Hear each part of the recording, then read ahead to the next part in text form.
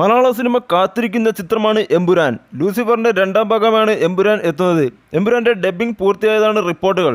March 27 release ചെയ്യുമെന്ന പ്രഖ്യാപനം തെറ്റിക്കാതിരിക്കാൻ ദ്രുതഗതിയിലാണ് ജോലികൾ പുരോഗമിക്കുന്നത്.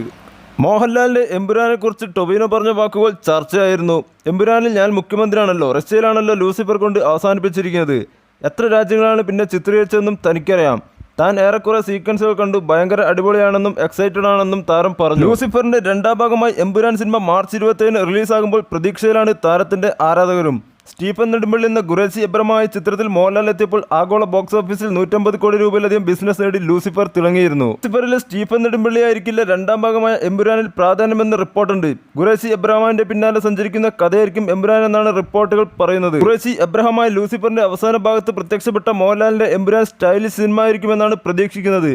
സംവിധായകൻ പൃഥ്വിരാജ് മോഹൻലാൽ നായകനാവുന്ന ചിത്രത്തിൽ നിർണായക വേഷത്തിലുണ്ടാകുമ്പോൾ ഗോവർദ്ധനായി ഇന്ദ്രജിത്ത്, ജതിൻ രാംദാസായി ടൊവിനോ തോമസ് തുടങ്ങിയവരും മറ്റു പ്രധാന കഥാപാത്രങ്ങളായും ഉണ്ടാകുമെന്നാണ് വ്യക്തമായിരിക്കുന്നത്. മലയാളത്തിന് പുറത്തെയും താരങ്ങൾ മോഹൻലാൽ ചിത്രത്തിൽ ഉണ്ടാകുമെന്നാണ് റിപ്പോർട്ടുകൾ പറഞ്ഞത്.